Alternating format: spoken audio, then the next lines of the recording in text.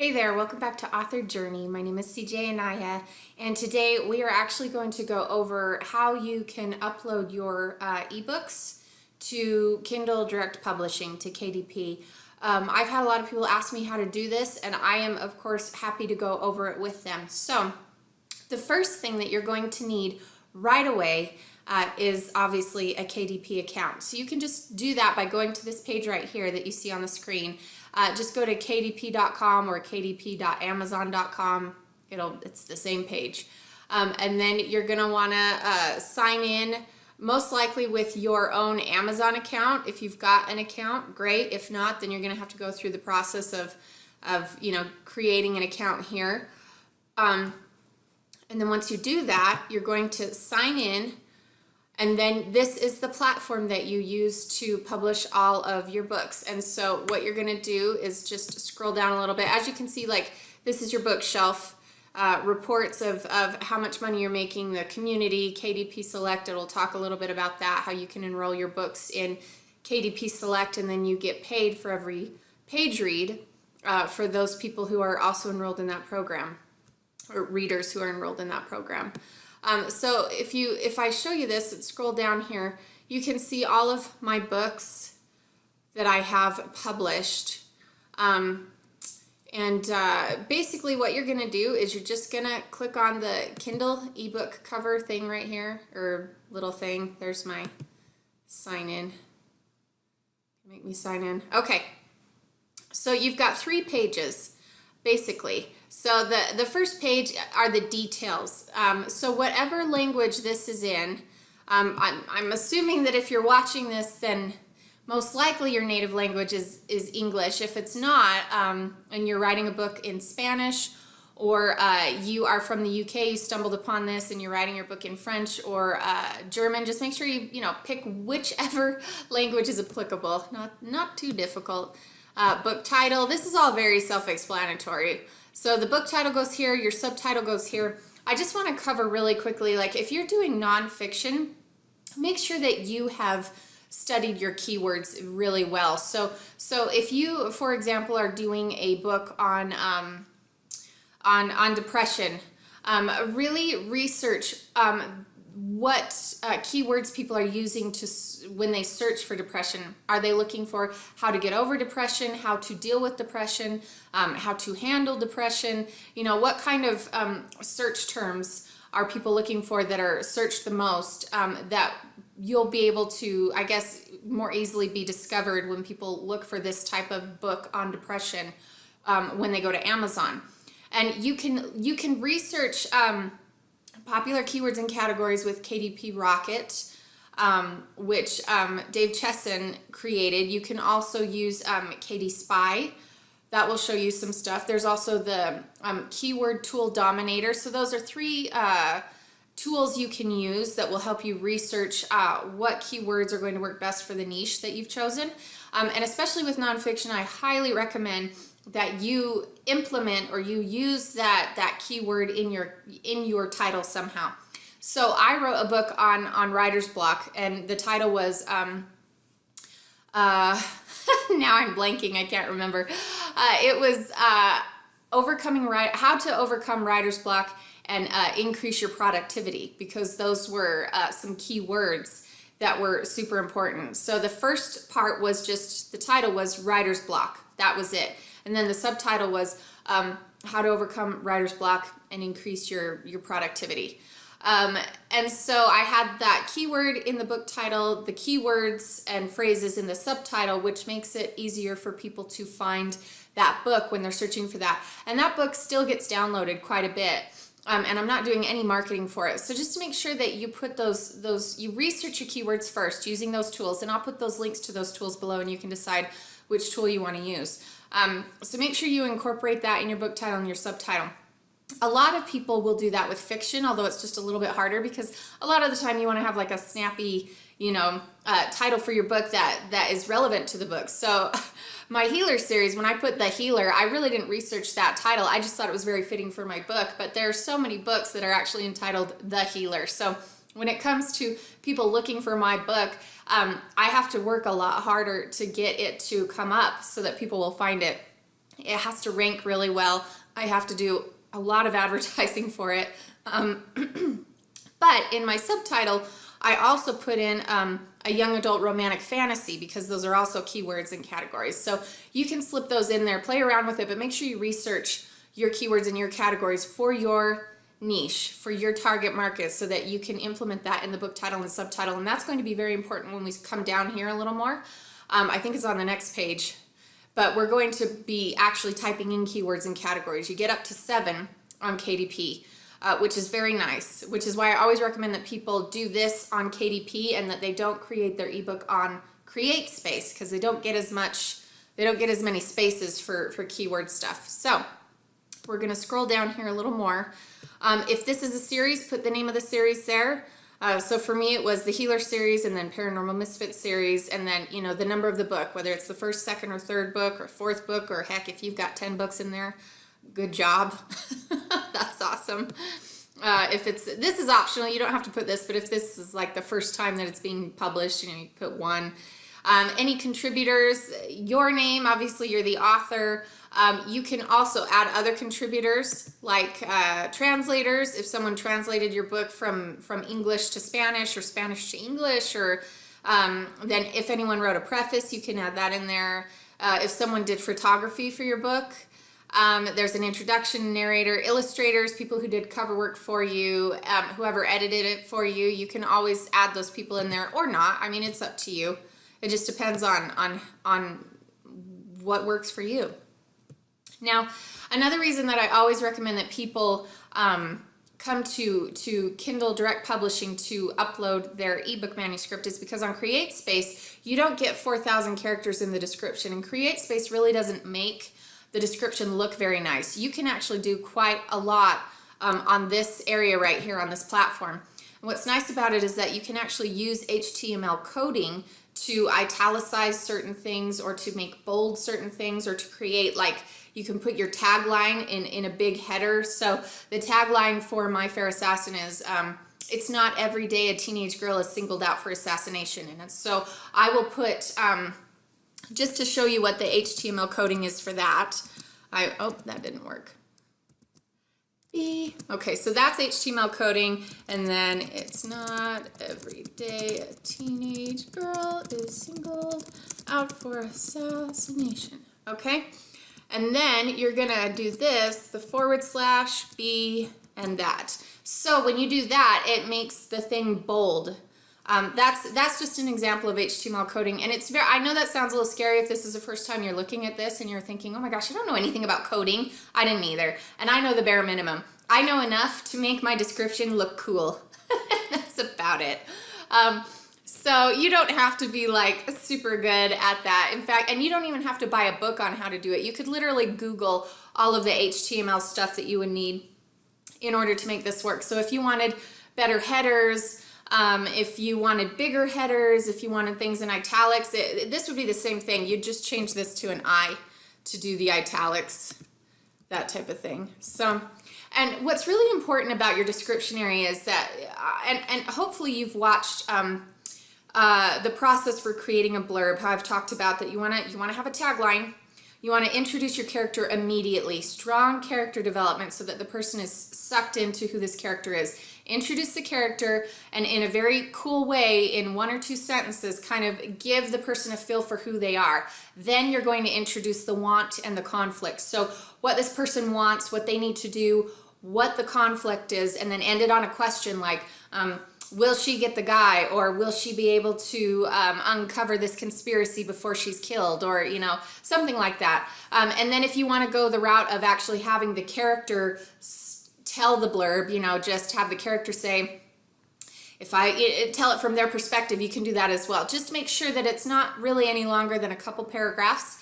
And also make sure that you find a way to incorporate your keywords and categories that you have researched in this spot. You want these to pop up anywhere from 2 to 3 times, okay? And people will find really cool ways to do it. I've seen them do it with reviews. They'll sometimes give specific keywords and phrases to someone who's going to write them a really good review, and they'll say, can you somehow put this in your review? Like, this is the best paranormal romance, although paranormal romance, that's not a great keyword, to be honest with you. It's very broad and very competitive. So, try to find things that are going to be very specific to your niche that people are going to be searching for. But have them review that, okay? And put that in there. That way you can put that little review at the bottom. You can put it in bold. And then you can also do something like, you will enjoy this book if you enjoy, and then put little bullets. If you enjoy swords and sorcery, or if you enjoy magical realism, or if you enjoy hot blue aliens who kidnap women and get them to fall in love with them or something like that. I mean, seriously, be that specific. If that is what your book is about and you know that that's the type of thing that people are looking for, be that specific. You'll enjoy this book if you do this, this, and this. Just find creative ways to do it. But you've got all of these characters. You have 4,000 characters. Use it up. And I'm not saying make your blurb 4,000 characters. No. Keep to the formula that I laid out for you. But make sure that the rest of the characters are all used up with either reviews that incorporate the keywords, names of authors. So if you are writing in a genre where there is like a blockbuster person, I'm trying to think, Cassandra Clare is a good one. People might be using her a lot, but for me, with fantasy, urban fantasy, things like that. So look in your genre for the big hitters, for the people that you want to be associated with, so people know, oh, this book is similar to The Hunger Games, or is similar to some dystopian thing. If you write dystopian books, and you say, so fans of Cassandra Clare and Stephanie Meyer, or fans of Bella, what's her last name that writes that Bella Forrest or something like that. So there are a lot of people who are going to be heavy hitters in your genre. So use that as a way to get that in there. You can also find ways to compare your books to other books. For example, a friend of mine just wrote this really fun romance with an hot Australian cowboy in it. And so but it's also a spin-off from My Fair Lady.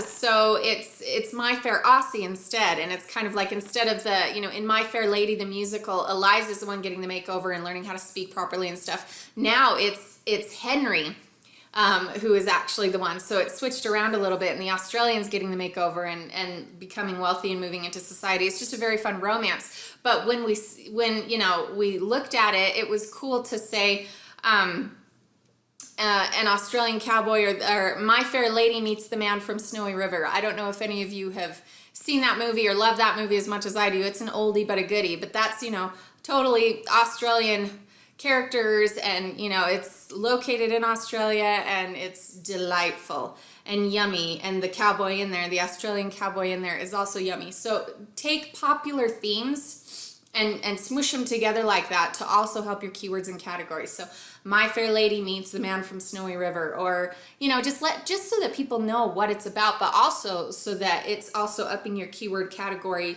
type of stuff right there. And it makes it more search engine optimized, I guess, if I want the correct technical term. That's what you're looking for. So you've got all the space, so research the crap out of what you need to put in your description so that your page is search engine optimized for sure. Okay, then when you scroll down here, I own the copyright, I hold the necessary publishing rights. So if you you wrote this, you are the one who copyrighted it, all that good stuff, you're going to click on this. Public domain works, you can look up what public domain works are. Keep in mind that the duration of copyright varies between countries, so if your book is in the public domain in one country but not another, you must identify your territory rights. That seems very complicated. I don't know much about that. All I know is that I click the top circle because this is the stuff I'm writing. And then here's the place where you're going to put your keywords and categories. So for My Fair Assassin, like a lot of people like to search for fairy queens or fae romances. So these are the types of keywords and categories I'd put in here. Young adult, romantic, fantasy has been a good one, but that's actually gotten a lot more competitive in that thing. So you really want to get very specific, you know. Let's get down here, because you get to choose up to two categories. So you're gonna click this, and when I'm talking about categories right here, this is what you're trying to look for is this. Let me pull up. Okay, let me pull this up just so you can see where My Fair Imposter is, and you can look at the various. Okay, so these are the categories that you're trying to get into. Fairy tales and folklore, paranormal and urban. These are the categories that fit me, and so it's kind of what you want to try to do. Science fiction, fantasy. So you see that these are broader. These are broader categories. You really want it to be niche. You want it to narrow it down, like right here, so that it's easier to. Oh, it's #1 right now. Yay. Okay, so right now it's a #1 bestseller in country and ethnic. Fairy tales and folklore, country and ethnic. Okay, so you want to search out these categories that are going to be highly, that are going to be lucrative, but not horribly competitive for you to get on a first page or to get #1 in that category, if at all possible. And you can do that with, and I think I've shown you this before, you can do that with Katie Spy, okay? It'll show you what kind it'll show you what categories are and are not popular. But this is what you want to research right here to try and figure that out. And I've always found that Katie Spy is a really great tool to do that. And again, I will have that link below because it lets you know what is popular, which categories are lucrative, and make sure that these are categories that actually apply to your book. You don't want to put a romance book in a horror genre, because people, for one, will see your cover in the horror genre. If they're looking for a horror book, they're just going to be like, that doesn't make any sense. And if they do click on it and actually do try to read it for some odd reason, if they see that romance cover, but they're like, oh, maybe it's a romance horror book, you know, they're going to be super disappointed and give you a horrible review because they were not expecting a romance. They were expecting horror. So put it in the right thing. But you can go to fiction.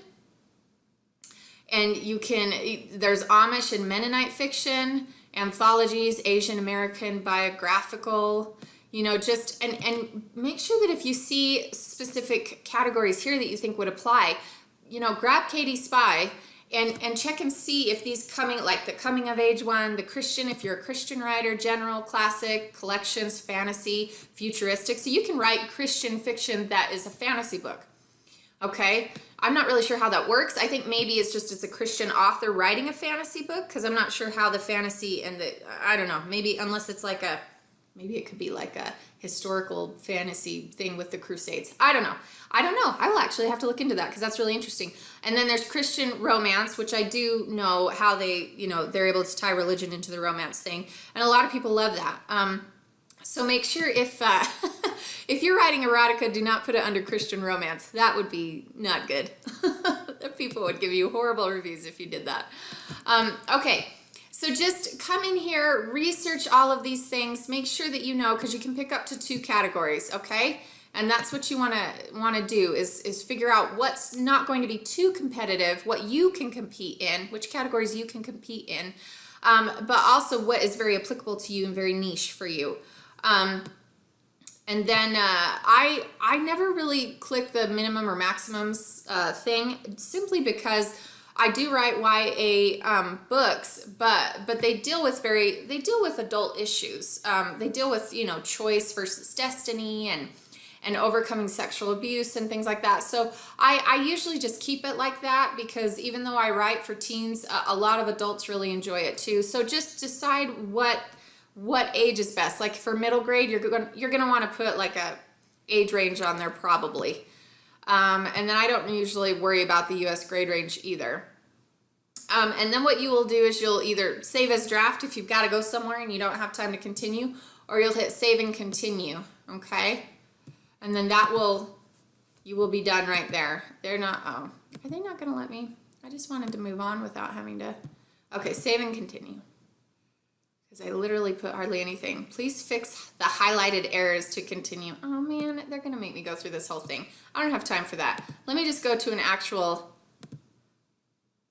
book that I have so you can see what I'm doing here. We'll go to edit book details. And then I don't actually have to fill in fake information for a book that I haven't written yet. That would not be fun. Okay, here's the second page. Okay, so what's really cool about this is that right here is where you get to upload your manuscript. Now it says you can enable DRM on this Kindle ebook. I don't ever do that. It's a digital rights management. It's intended to inhibit unauthorized distribution of the Kindle file of your book. Some authors want to encourage readers to share their work and choose not to have DRM applied to their book.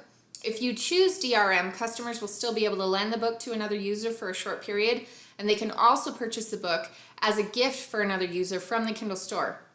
But something you need to know right now, once you publish your book, you can't change the DRM setting. You can't come back in and go, you know what, I changed my mind. It's either yes or no, and then that's how it is for the rest of your life unless you decide to upload it again and change the DRM. I never do digital rights management because I want people to share the books. And I know and it makes it easier for people to share the books. And I know that you're probably thinking, no, I want people to buy it every single time. The issue I have with that is that it's a little bit more difficult for word of mouth to spread. You know, like if they're not allowed to share the book and they can't share it with friends, a lot of times you end up missing out on sales because they're not able to share it with other people. So in my opinion, it's free advertising. A lot of other people are going to feel very differently about this. So you decide which way to go, what's going to be best for you, because you may not agree with me, and that's totally fine. You do not have to agree to me. This is very personal to each author. So I'm just telling you what I do, and then you decide what you want to do, because in my opinion, I don't know. I don't think there's any right or wrong answer. It's just what you feel comfortable with. So you're going to upload your ebook manuscript. And then what's going to be nice is once it uploads, it's going to help you check to see if there are possible spelling errors. I've already gone over these, and mainly it's just like it's fairy words that obviously are not real words. These are all words that I've made up. So I've already gone through and recognized that these 7 spelling errors are just fey words that are not in the English dictionary. But this is nice because if you've by any chance missed something, your editor's missed something, you can go in and see it, go fix it, re-upload it. So that's kind of a nice feature. Then you upload your cover. You can use a cover creator. I don't ever recommend that you do that, simply because I always recommend that you either buy a very nice professional pre-made cover that fits your book, or you hire a cover designer, because you want to be able to compete in the market that you are publishing your books in. And it's very difficult to do that if you're creating the cover yourself, because 9 times out of 10, you're not going to know how to create a cover that is marketable for your specific niche unless you are already a graphic designer. If you are a graphic designer and you understand the different markets within Kindle, and you understand the different genres and how each book within a specific genre really should look, and how it caters to specific target markets and specific readers, that's great. You can totally do it yourself. But if you're like me, who, I just do not have an eye for graphic design at all. I need someone to tell me, oh yeah, you got to do this. So my cover designer, she made this, and I was like blown away by it, and I was like, that's fabulous. Never could I have ever done that. So always get a professional cover designer, a professional pre-made cover design. Don't do the cover creator yourself unless it's a nonfiction book, because people are pretty forgiving of nonfiction books. It doesn't have to be crazy amazing. Like usually it's just an image that conveys what your book is about, and then typography that is not very complicated. You could probably get something for $10 on Fiverr, honestly. Nonfiction books are not quite as demanding when it comes to targeting specific niches. So just be aware, pay attention to who your readers are, and proceed accordingly. I think I've said that a lot. Proceed accordingly. Okay, what's really, really awesome about the Kindle ebook platform is that you can actually launch it. You can not, and I'm not saying publish it, I'm saying you can preview it. So you can launch the previewer, and what it'll do is it'll pop up. Let's just click it right now so you can see what will happen here. It's gonna pop up, and then you can see what it's actually going to look like on your Kindle. And so you can go through here and you can test out links. For example, okay, so let's go to other books. I'll just click on the table of contents right there. So I can test out these links just to make sure they're actually working. so that if other people are pushing on, see, that works. Yeehaw! And I always do that. I always make sure that if I have links, there's double booked. Okay, so just make sure that you have links to your books in the back, and make sure that they're actually working. So, and then, you know, make sure you check and see that everything looks pretty good. You don't have to like read through the whole book on your computer unless you absolutely want to. Like I usually I've gone through my ebook enough to know that it's, you know, the spelling is good, the plot is good, everything's good. By the time I get to this point, I'm mainly just looking to see if the spacing is right, if it's all going on the page the way it needs to be, if I forgot a chapter, if somehow the chapters got all screwed up, you know, that kind of a thing. So that's mainly what this is for. So it's nice to be able to see what it's going to look like on a Kindle. I think that's great. So that's what you can do there to preview it. I don't ever get an ISBN. They're not required to have one. Until I see a point in them, I probably won't. But just so that you can read this, an ISBN is an International Standard Book Number. You can publish your own book without one, but if you do have one, you may enter it here. However, it will only be used as a reference and won't actually appear on the detail page of your ebook. Only the ASIN will, and they give you that one. They give you that number. Do not use an ISBN from a print edition for your digital edition. So if you're making a paperback, you are going to get an ISBN for the paperback. Just make sure that you don't grab that ISBN number for the paperback that you've created for this book and transfer it over here, because it's not the same. That ISBN number is purely for your paperback book, okay? So if you want to include an ISBN for the digital version of your book, it must be a unique ISBN. And you can purchase an ISBN from multiple sources on the web. I figure since they're giving us an ASIN number for our Kindle ebook, that the ISBN number is kind of a moot point. I just don't see any point when Kindle's already giving you an ASIN number. And that's usually for promoting things. Promoters are going to ask for the ASIN number and not the ISBN number when it comes to an ebook. So just letting you know. If you have a publisher, then probably you're not the one who's going to be putting this up. Your publisher is. But if you own a publishing company, or you've created your own company, then you can put that right here. Or you can put your name right there if you want to, or you can just leave it blank. You do not have to do anything with it if you don't want to. Okay. Do I have to save and continue? Okay. This feels like a lot of work. Why can't it just let me click on that? Okay. Oh, it came. Here we go. Alrighty. So next page is all about KDP Select. So when it comes to KDP Select, it'll give you an option. Now my book's already enrolled in it, so it's optional. But basically, what you can do is you can enroll your book in KDP Select. It's for 90 days, and any readers who have a Kindle Unlimited program, which is basically them paying $10.90 a month to be able to read as many books as they want. They can only have 10 at a time, but if they return one then and only have 9, then they can get another one. But this is a really nice way of getting more money, because it's not just people who are buying your books, but there are a lot of people who maybe if you have your book priced at a certain price that they don't like, a lot of these voracious readers will get a Kindle Unlimited account, pay $10 a month, be able to read as many books as they want, but you are getting paid for each page that they read when your book is enrolled. So, and all of these readers can see when your book is enrolled, because there will be a little button on there that says read for free. They're not really reading for free, because they're essentially paying $10 a month. But it'll say Kindle Unlimited free. See that? Because my book is enrolled in Kindle Unlimited. And then, so this lets the reader know that that's what it's enrolled in, and they know that they can read it if they have a Kindle Unlimited account. So that pricing barrier is really a moot point for them, which is really nice, because you can advertise all of your books as enrolled in Kindle Unlimited, and people who have that, you know, that price barrier, if they look at it and go, oh, it's $3.99, $4.99, really don't have any money this month, that's a moot point, because they have, you know, they've enrolled in Kindle Unlimited. They've already paid their $10 for that month, so they can go in and read all of these books, and you get paid for it, which is so nice. So I make quite a bit of money because my books are enrolled in KDP. Now, some authors feel like they don't like to have to rely on just one platform. They don't like to have to rely on Amazon only. I completely understand that. I super get it. And I have tried to go wide repeatedly, because when you enroll your books in Kindle Unlimited, you can only print them on Amazon. You can only publish them on Amazon, and they're enrolled for 90 days. So for that 90-day period, you cannot publish your book anywhere else.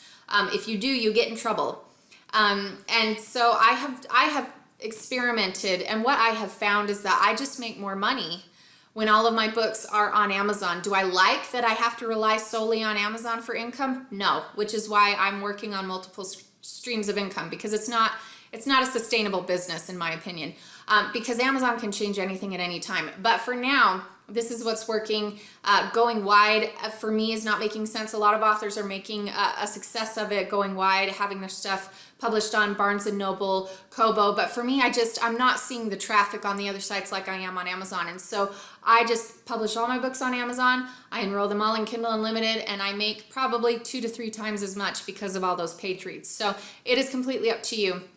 I think that, eventually things will change. You just never know. And so you need to, hopefully at some point, we can all be able to make a lucrative income by being published on multiple sites.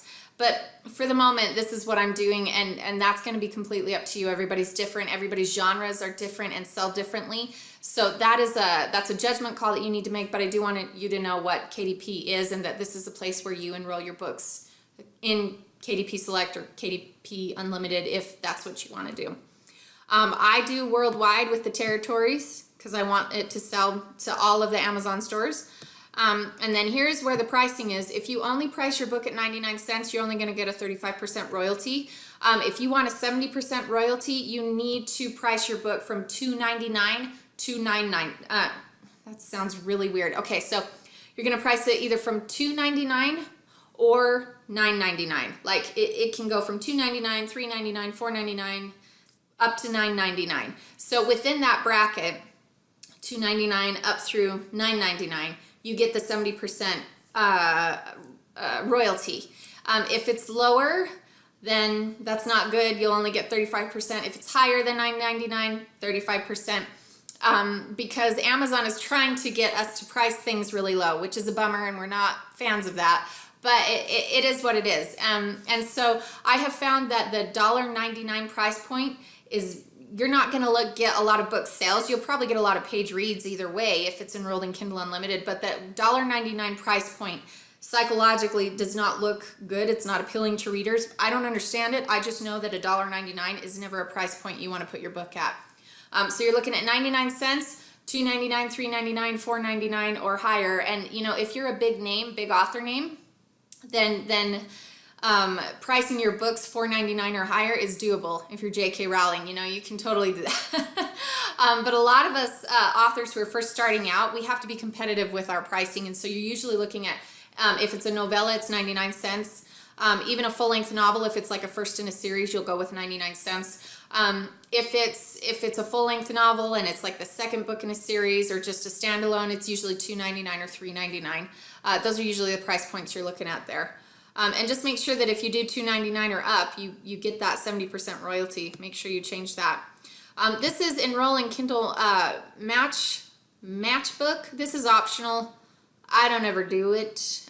You can give customers who purchase your print book from Amazon the option to purchase your Kindle ebook.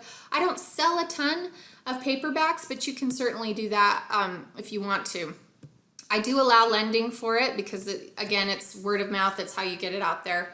And I'm totally fine with that. And you still get paid for it when people are lending these books out to other people. They still get paid because it's still page reads. And then it can take up to 72 hours for your title to be available, yada, yada, yada. So you're going to publish it right here, and then you're good to go. And then within 72 hours, you will see it up on there. And so that is how you do that. It's going to give you an option to create your paperback book on this platform. I've never done that because I've always used CreateSpace. I don't know that I recommend that. If anybody has done that before, comment below and let me know and tell me what your experience was. I'm kind of sticking to the things that I know because I know they work.